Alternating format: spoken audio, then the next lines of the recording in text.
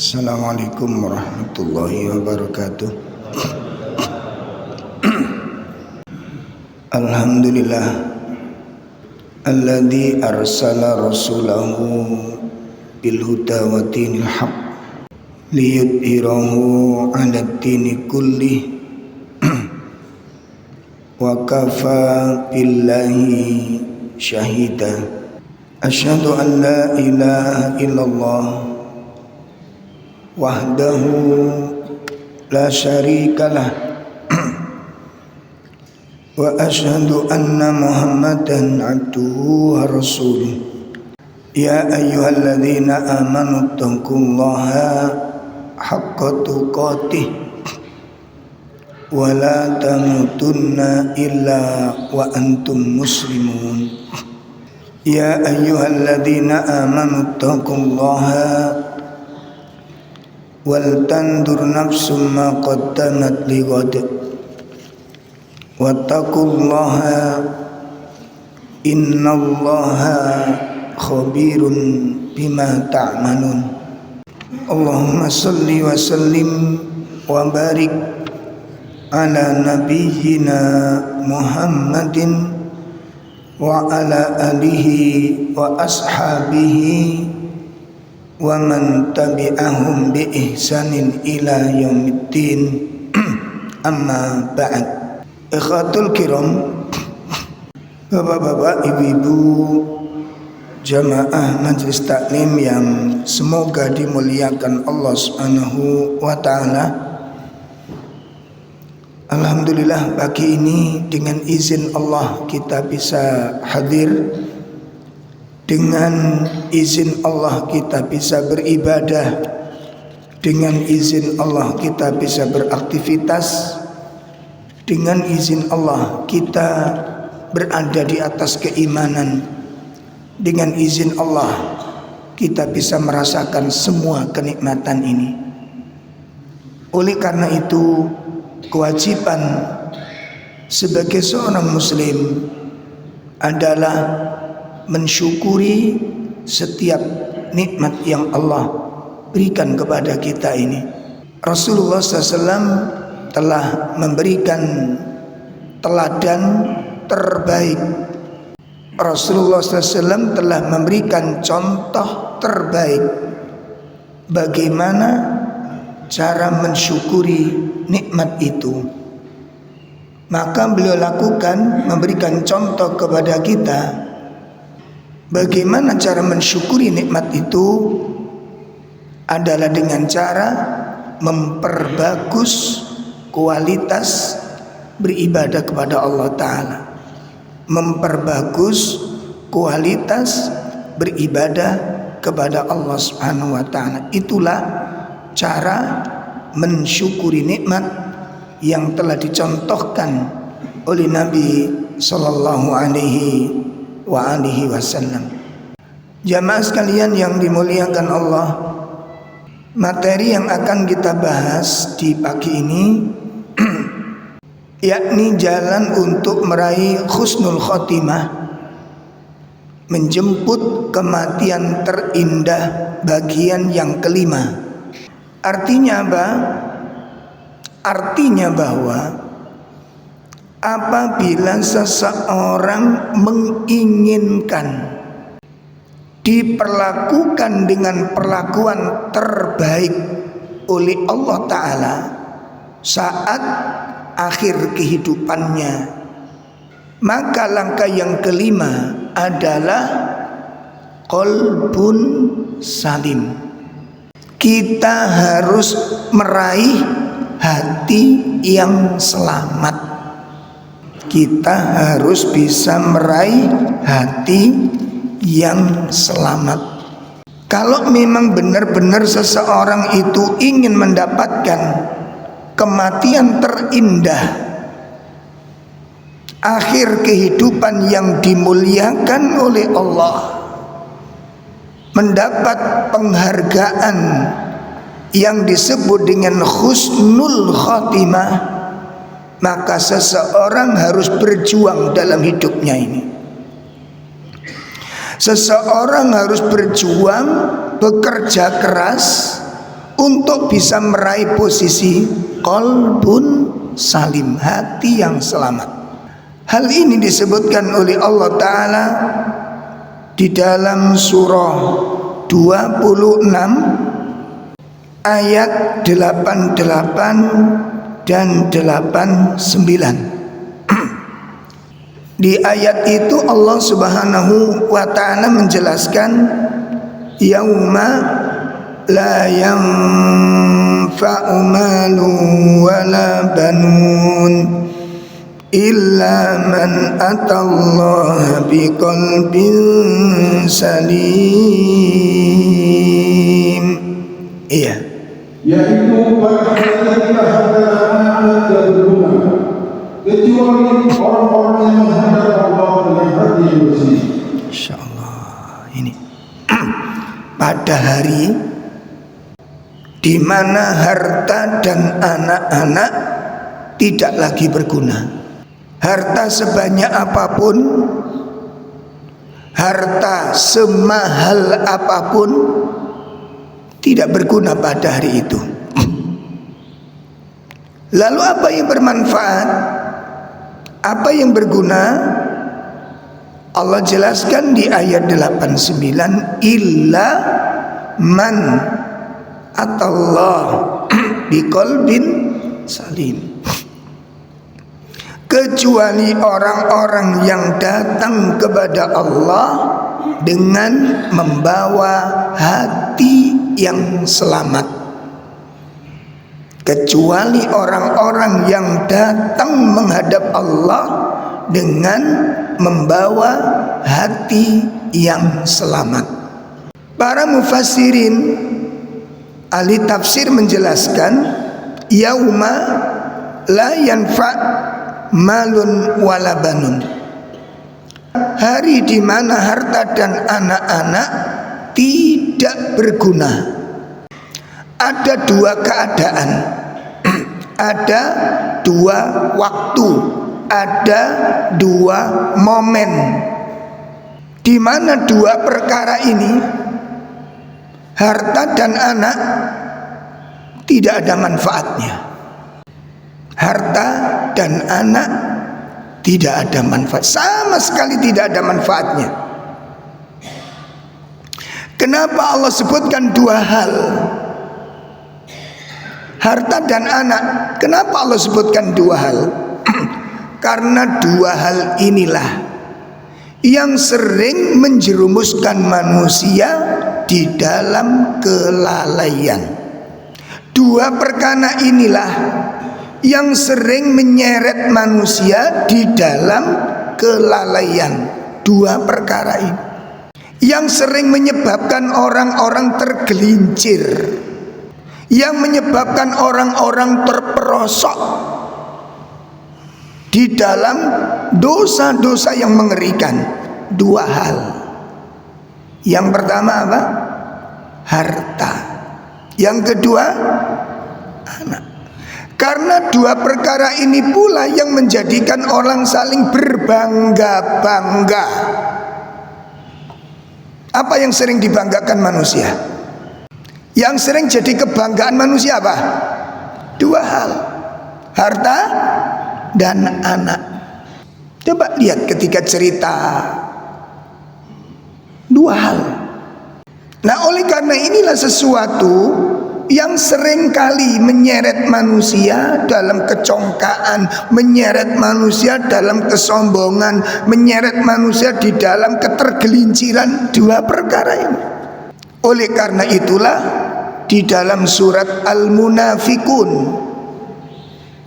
surat 63 ayat 9, Allah mengingatkan, Allah menegur, a'udzu billahi minasyaitonir rajim. Surat 63 ayat 9. Ya ayyuhalladzina amanu la tulhikum amwalukum wala auladukum an dzikrillah wa man yaf'al dzalika faulaika humul khasirun. Iya. Wahai orang-orang yang beriman, janganlah harta bendamu dan anakmu melarikan kamu dari jalan Allah. Dan barang siapa berbuat demikian, maka mereka itulah orang-orang yang rugi. Kita simak ayat ini. Kita perhatikan ayat ini. Allah katakan, hai orang-orang yang beriman, jangan sampai, perhatikan, jangan sampai apa? Harta dan anak-anakmu. Tuh. Disebutkan lagi oleh Allah dua perkara ini. Jangan sampai harta dan anak-anakmu. Perhatikan, dua hal ini yang sering dijadikan kebanggaan manusia. Dua hal ini yang sering menggelincirkan manusia. Dua perkara ini yang menjadikan manusia itu sibuk tentang urusan dunia ini. Lupa dengan akhirat, lupa dengan hisab, lupa dengan surga, lupa dengan neraka, lupa dengan azab. Itu karena dua hal, harta dan anak-anak. Camkan itu. Ketika dua hal ini menjadi mahkota manusia untuk dijadikan bahan cerita, bahan bangga, bahan seneng, bahan hiburan, banggan bersandar. Dua hal, harta dan anak, Allah tegur. Ada hari, ada momen, ada waktu. Harta, dua perkara yang kamu banggakan, tidak ada manfaatnya sama sekali. Ada waktu di mana dua perkara yang paling kamu banggakan dalam hidup, harta dan anak, itu nggak ada manfaatnya sama sekali. Apa momen-momen itu? Disebutkan para ulama ada dua momen. Harta dan anak nggak berlaku sama sekali. Makanya nanti bisa dicoba dua momen ini. Hari ini disiapkan harta dan anak-anaknya, disiapkan sekarang. Mana anak yang Anda banggakan, mana mantu-mantu yang Anda banggakan, mana usaha-usaha yang Anda banggakan, mana harta-harta yang kita banggakan. Ayo dibawa, dibuat momen ini. Manfaat apa enggak? Sedikit saja manfaat enggak? Dua momen. Satu, idza naza'ar ruh ilal badan. Ketika roh-roh manusia dicabut oleh Allah dari badannya. Ada yang bisa mencegah? Yang punya harta bisa mencegah dengan hartanya? Ketika roh-roh manusia diambil oleh Allah dari badannya, ketika roh kita dicabut oleh para malaikat, oleh malaikatul maut dari badan kita ini, dipisahkan dengan badan kita, farraqa ilal abdan. Yang punya harta disiapkan hartanya. Nanti barangkali ada rumah sakit sanggup memperpanjang umur. Mungkin nanti ada barangkali ada dokter-dokter yang sanggup mengembalikan umur. Silakan disiapkan hartanya di momen ini. Manfaat? Manfaat? Silakan disiapkan. Yang punya kedudukan disiapkan. Mungkin nanti ada pejabat yang berkuasa bisa menahan umur. Idza naza'al ruh, idza naza'ar ruh, ketika roh dicabut oleh para malaikat. Para ulama berdoa.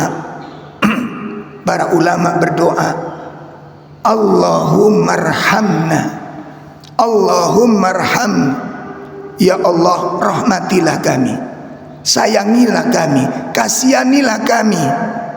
Yauma la yanfa'ud dawa'ut tabib wala buka'ul habib.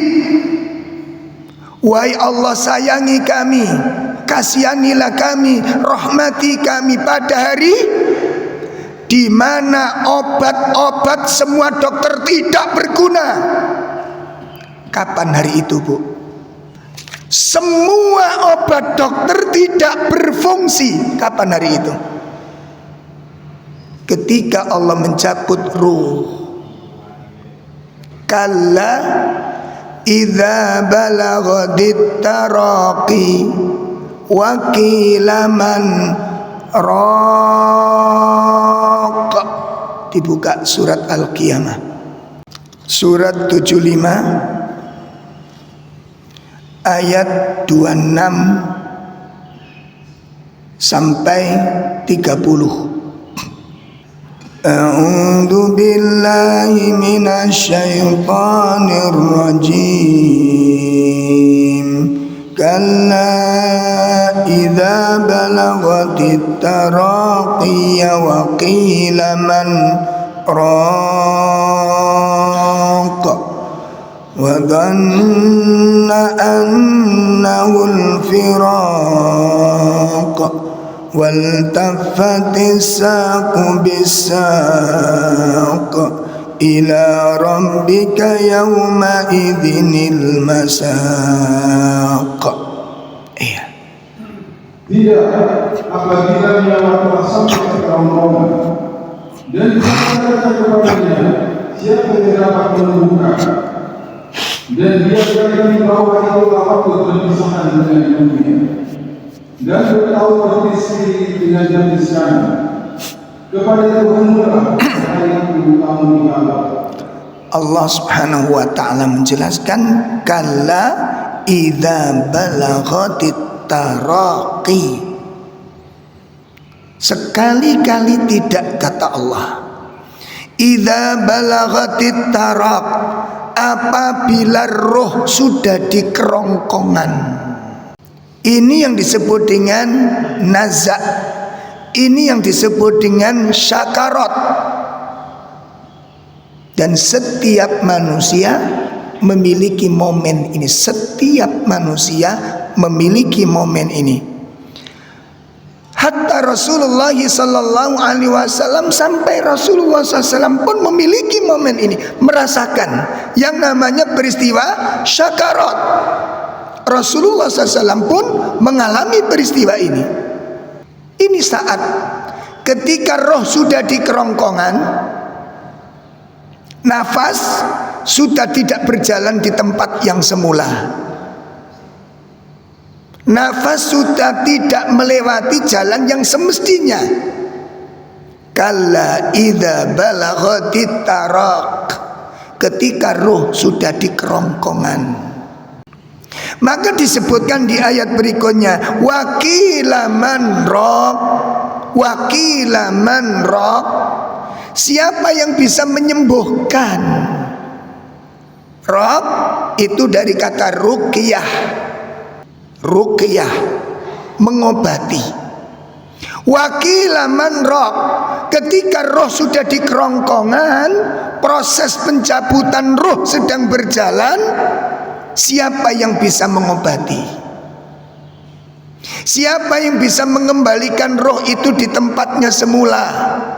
Siapa yang bisa mengembalikan jalannya pernafasan melewati sebagaimana jalan semula? Siapa yang bisa mengembalikan itu semuanya?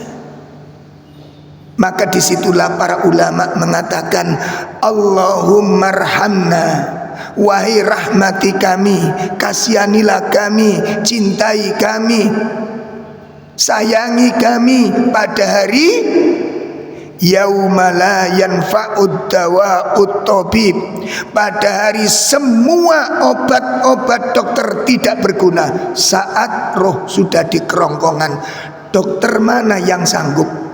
Silakan datangi, silakan datangi, cari. Saat roh di kerongkongan, obat apa yang berguna untuk menghentikan proses pencabutan roh ini? Ketika roh sudah di kerongkongan, obat apa yang bisa menghentikan? Rumah sakit mana yang sanggup untuk menerima?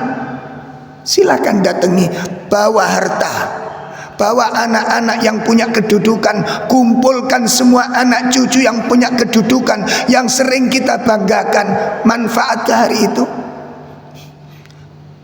wala bukaul habib, kata para ulama, di hari di mana semua tangisan tidak ada berhenti, tidak ada manfaat. tangisan cucu, tangisan para kekasih, tangisan orang-orang yang dekat dengan kita, tangisan orang-orang yang akrab dengan kita. Tidak ada yang sanggup menghentikan. Inilah hari harta dan anak tidak lagi berguna. Oleh karena itu di ayat berikutnya dikatakan wa dhanna annahul firaq. Ketika ayat yang kedua menjelaskan wakila man raq, siapa yang bisa menyembuhkan, siapa yang bisa mengobati, dokter mana yang sanggup, obat apa yang bisa menghentikan, maka pada saat itu dikatakan wa dhanna annahul firaq, dan dia sadar, dia yakin itulah saat perpisahan terjadi. Maka pada hari itu harta, anak, model apapun, sayang bagaimanapun, cinta bagaimanapun, tidak bisa menghentikan semua peristiwa atas kehendak Allah. Lalu apa yang bermanfaat pada hari itu? Ini hari pertama, ini momen pertama. Harta dan anak tidak berguna. Silakan, kalau kita punya teman 1000 teman, suruh berdoa, suruh minta perpanjangan umur kepada Allah Ta'ala, suruh menghentikan proses kematian itu. Yang bangga dengan pengikut, yang bangga dengan sahabat, yang bangga dengan kelompok, kumpulkan semua doa untuk menghentikan proses kematian itu. Manfaat berguna. Hari itu kita akan datang. Allah sudah tentukan harinya, Allah sudah tentukan tempatnya, Allah sudah tentukan kondisinya, dan kita tidak tahu kapan, di mana peristiwa itu akan terjadi. Ini momen pertama, Pak. Harta dan anak tidak lagi berguna. Momen yang kedua momen yang kedua adalah yaumul jaza, hari pembalasan. Hari pembalasan. Di hari itu anak dan harta tidak lagi berguna. Sampai di dalam Al-Quran Allah menantang. Di dalam Al-Quran Allah mendeklarasikan, kalau memang ada orang yang kaya karena kekayaannya, orang yang sukses karena kesuksesannya, karena jerih payahnya, karena perjuangannya, karena pengorbanannya, dia mampu mengumpulkan emas sepenuh bumi. Ada lawang kita emas 10 gram balik sekolah. Dengarkan yang bangga dengan harta itu. Dengarkan yang bangga dengan harta itu. Kalau ada orang sukses karena kesibukannya, karena perjuangannya, karena pengorbanannya, karena nggak ngerti malunya, dia sukses mengumpulkan harta emas sepenuh bumi untuk menebus satu dosa, tidak akan Allah terima tebusan itu. Jangankan emas cuma 5 gram yang kita miliki, sepenuh bumi. Makanya nyambut gawe gak usah leren, gak usah mbaan. Cek iso nglumpuknya donya iku sakake-ake. Silahkan, yang mau silahkan. Tapi Anda tahu dan kita tahu konsekuensi dari semua itu. Jangan dikeluarkan supaya nggak berkurang sedikit pun. Jangan diinfatkan supaya nggak berkurang sedikit pun. Gandoli, rangkul, dijaga, hartanya sudah tidak berkurang, sehingga nanti kita mampu mengumpulkan emas sepenuh bumi. Nebus kekafiran kita tidak akan Allah terima. Allah kumandangkan itu. Dibuka surat Al-Imran 91.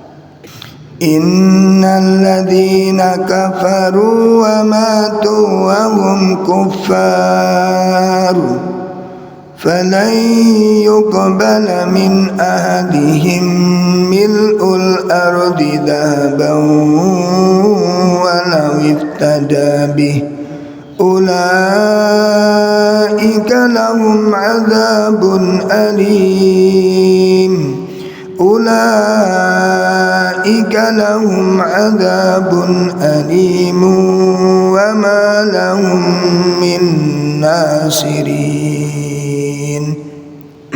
Sungguh orang-orang yang kafir dan mati dalam kekafiran tidak akan diterima tebusan dari seseorang di antara mereka sekalipun berupa emas sepenuh bumi. Sekiranya dia hendak menerus diri dengannya, mereka itulah orang-orang yang mendapat azab yang pedih dan tidak memperoleh penolong. Allah tegaskan, orang-orang yang kafir lalu mati dalam keadaan kafir, belum tobat, dosa bertumpuk, kesalahan belum dimaafkan, kewajiban belum ditunaikan, larangan diterjang, meninggal dalam kondisi seperti itu, maka tidak akan diterima sedikit pun tebusan, sekalipun engkau menyiapkan uang harta sebanyak emas sepenuh bumi, gak akan diterima, gak akan berguna, gak akan bermanfaat. Lalu apa yang bermanfaat? Kembali kepada surat 26 ayat 889. Yang bermanfaat, yang berguna itu adalah illa man atallah, kecuali orang-orang yang datang menghadap Allah biqalbin salim, dengan membawa hati yang selamat. Maka qalbun salim tiket utama.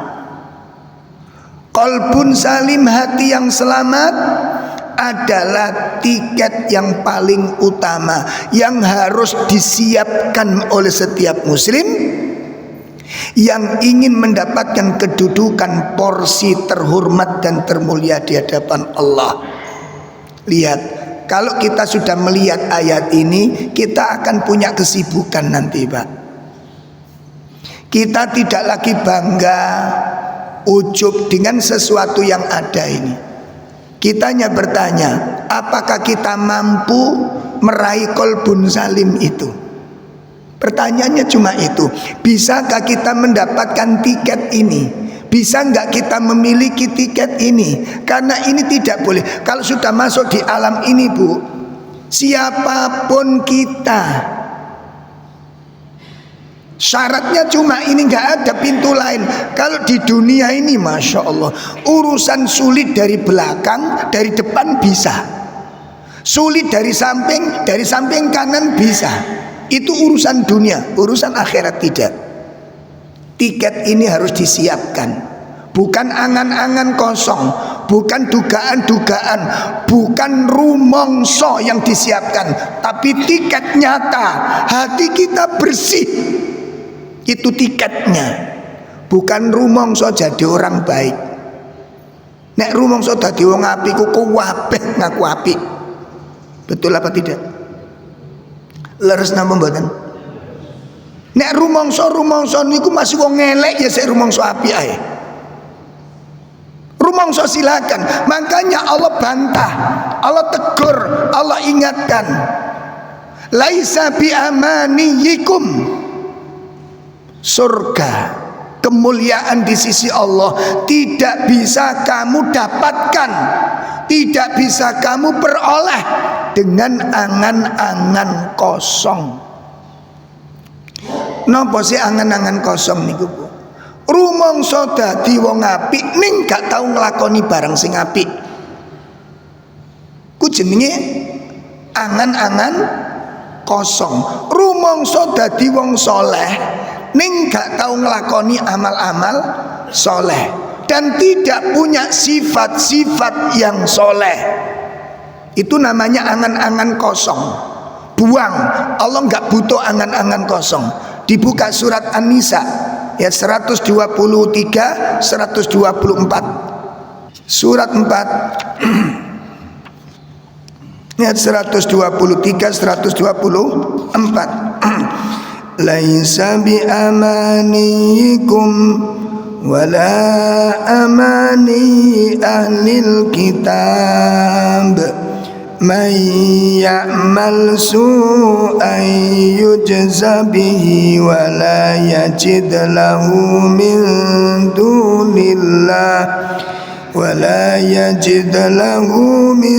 dunillahi waliyan wala nasira. Iya. Pahala dari Allah itu bukanlah amalanmu dan bukan pula amalan ahli kitab. Barang siapa mengerjakan kejahatan, niscaya akan dibalas sesuai dengan kejahatan itu, dan dia tidak akan mendapat pelindung dan penolong selain Allah. Ya, maka kamu mendapat pahala itu bukan karena angan-angan kosongmu dan juga karena angan-angan ahli kitab. Barang siapa yang berbuat buruk, maka dia akan diberi balasan sebagaimana yang dia lakukan. May ya'mal su'an yujza bih wala yajid lahu min dunillahi waliyan wala nasiran. Ini peringatan dari Allah Ta'ala. Oleh karena itu, maka seorang mukmin ketika kita mengembalikan di dalam surat 26 ayat berapa? Qalbun salim tadi ayat berapa? 8 dan 8. Nah, perhatikan Ibu. Surat 88 dan 89 ayat surat 26 ayat 88 ini bagian doa Nabi Ibrahim alaihissalatu wassalam. Saged dipaham niki? Ini bagian dari doanya siapa? Nabi Ibrahim. Nabi Ibrahim itu masih mengharap kepada Allah. Nabi Ibrahim masih mengharap pertolongan Allah, masih merasa khawatir. Itu Nabi Ibrahim. Itu Nabi Ibrahim. Dia berdoa kepada Allah. Dia berdoa kepada Allah. Di surat 26 ini kita mulai surat 26 mulai dari ayat doa beliau mulai dari ayat 83. Kalau pernyataan-pernyataannya dari mulai ayat 79 itu pernyataan beliau. Doa beliau dimulai dari ayat 83, 84 sampai 85. Kemudian dilanjutkan 87 ya sampai seterusnya. Itu doa Nabi Ibrahim. Doa Nabi Ibrahim. Kita simak dulu. Ini renungan buat kita, cambuk buat kita untuk evaluasi diri. Kita simak ayat 83. Bagaimana doa Nabi Ibrahim alaihi salatu wassalam. Silakan. Ibrahim berdoa, ya Tuhanku, berikanlah kepada ilmu dan masukkanlah aku ke dalam golongan orang-orang yang salah. Cukup. Kita lihat doa pertama. Apa yang dipanjatkan oleh Nabi Ibrahim di ayat 83 itu. Nabi Ibrahim berdoa untuk diberi apa? Diberi apa? Ilmu dan diberikan apa? Dimasukkan ke dalam golongan orang-orang yang pun. Mari kita lihat. Mari kita lihat. Sebelum kita uraikan ini, kita lihat dulu kedudukan yang Allah berikan kepada Nabi Ibrahim. Satu, beliau itu seorang nabi sekaligus seorang rasul. Satu. Iki wis cukup, Pak.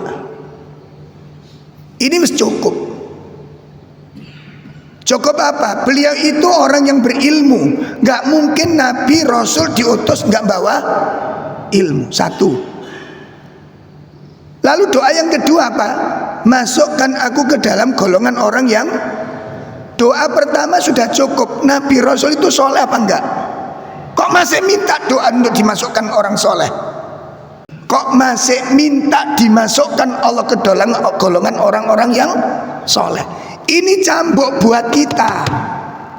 Ini nabi, ini rasul masih berdoa kepada Allah, minta masukkan aku ke golongan orang-orang yang soleh. Terus kita bagaimana? Kita bagaimana?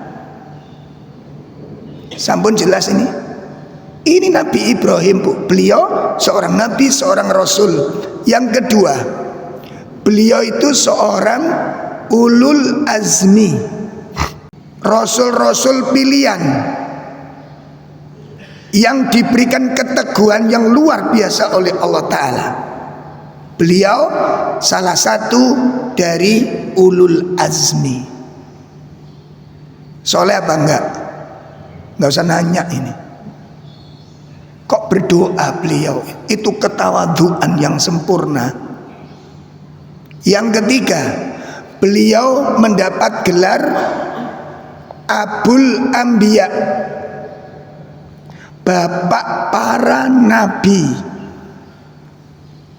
Allah masih berdoa seperti ini. Wa alhiqni bis-sholihin, masukkan aku ke golongan orang-orang soleh. Beliau itu bapaknya para nabi. Bagaimana dengan kita? Yang kelima, beliau itu disebut Abu Tauhid, bapak dari pendiri tauhid, bapak dari para pendiri tauhid. Yang keenam, beliau mendapatkan gelar Khalilur Rahman. Khalilur Rahman, kekasihnya Allah. Nabi Rasul yang mendapat Khalilur Rahman ada dua. Yang pertama Nabiullah Ibrahim, yang kedua Nabiullah Muhammad sallallahu alaihi wasallam. Makanya kalau kita mengatakan Nabi Muhammad Khalilur Rahman, kalau kita sebutkan Nabi Muhammad Habibullah, Habib dengan Khalil itu maknanya sama, tapi derajat Khalil lebih tinggi dari derajat Habibullah. Faham ini? Kedudukan Khalil itu lebih tinggi daripada Habib, maknanya sama, kekasih Allah, tapi Khalil memiliki peringkat yang lebih. Jadi kalau kita menyebutkan Nabi Muhammad Habibullah, itu mengurangi derajat beliau. Yang tepat bagaimana? Khalilur Rahman atau Khalilullah, itu derajat yang lebih mulia. Ini beliau mendapat gelar-gelar seperti ini. Yang ketujuh, beliau diberi panggilan Abu Duyuf, bapak para tamu. Panggilan yang diberikan kepada Nabi Ibrahim. Apa Pak? Abu Duyuf. Duyuf itu tamu. Kenapa beliau disebut seperti itu? Karena beliau dikenal sebagai orang-orang yang paling gemar menjamu tamu. Bahkan kalau lama tidak ada tamu, istrinya disuruh masak yang istimewa, dia keluar untuk mencari tamu, dibawa ke rumahnya untuk diberi jamuan. Tuh, mirip kita gitu. Wong soleh kok medit-medit, nggak cocok belas. Wong soleh eman-emanen, itu menunjukkan cacatnya keimanan kita. Nah Bapak Ibu, maka seorang muslim yang ingin meraih kedudukan yang mulia di sisi Allah, seorang muslim yang ingin mendapatkan penghargaan dari Allah, ingin mendapatkan perlakuan yang istimewa dari Allah saat-saat terakhir dalam kehidupan ini, maka seorang muslim harus mampu melewati, mengumpulkan 9 langkah untuk bisa meraih qalbun salim. 9 langkah untuk meraih qalbun salim. Apa 9 langkah tersebut? Yang pertama, saya sampaikan secara global dulu. 9 langkah untuk meraih qalbun salim. Pertama, ad-doa. Yang pertama, ad-doa. Memohon kepada Allah Subhanahu wa ta'ala. Nanti kita tunjukkan dalil-dalilnya. Yang kedua adalah an yulazima majalisul ilm. An yulazima majalisal ilm. Melazimi majelis ilmu, majelis Al-Quran. Melazimi majelis Al-Quran. Langkah yang ketiga, agar diberikan qalbun salim, hati yang selamat, adalah takthirul istighfar wat taubah. Takthirul istighfar wat taubah. Perbanyak istighfar dan perbanyak taubat. Perbanyak istighfar dan perbanyak taubat. Yang keempat, quwwatul azimah. Kuatnya tekad. Kuatnya tekad. Kuatnya kemauan. Quwwatul azimah. Kemauan yang kuat, tekad yang kuat. Jadi kalau ada orang melakukan kebaikan ini nggak bisa, melakukan ini nggak bisa, melakukan amal soleh ini nggak mampu. Sebenarnya bukan nggak mampu, nggak mau.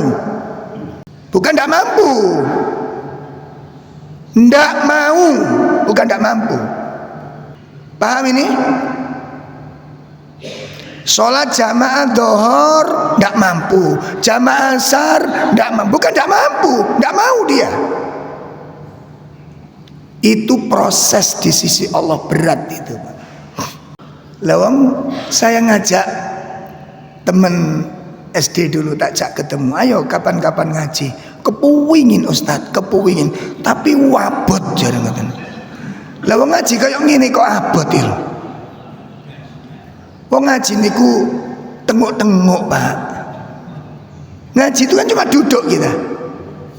Sing mikir ustadz, sing ngomong ustadz. Sampeyan tinggal duduk dengarkan. Sing abot apa? Kalau sampeyan nggak duduk di sini, di rumah ngapain? Duduk juga. Bisa jadi cuma nonton HP. Liya ora? Apa bedane lungguh ndek kene ambek lungguh ndek omah? Padha lunggune.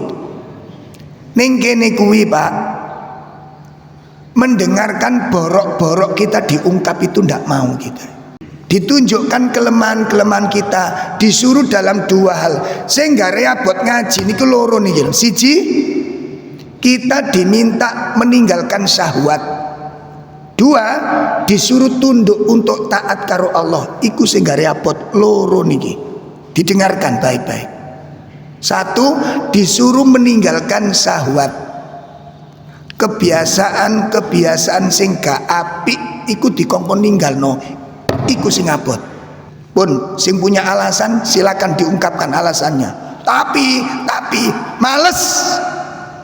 Kok tapi? Itu alasannya. Kita disuruh meninggalkan syahwat. Ngaji itu begitu memang. Yang nggak baik tinggalkan. Kenapa kok sulit? Kenapa kok berat? Karena yang nggak baik itu kita cintai, itu masalahnya. Karena yang nggak baik itu kita senengi. Lah menyenangi yang dicintai itu abot. Meninggalkan yang dicintai itu berat. Yang kedua, kita disuruh taat. Ini nggak mau kita. Maunya kita bebas loh. Maka jangan disalahkan kalau kemudian kita dikaruniai anak-anak yang nggak mau dikendalikan, Jangan disalahkan, karena kita sudah awali. Mereka hanya mengikuti jejak kita saja.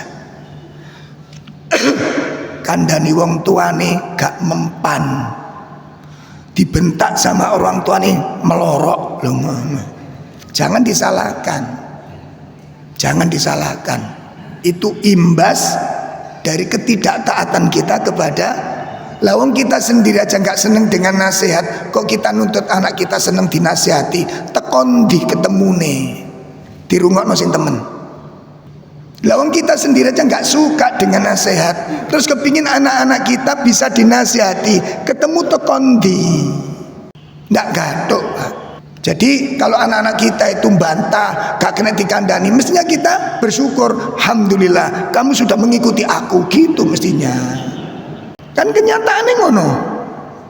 Kita itu disuruh taat kepada Allah, mau enggak? Kita disuruh taat kepada Allah, mau enggak? Ngeyel gitu loh.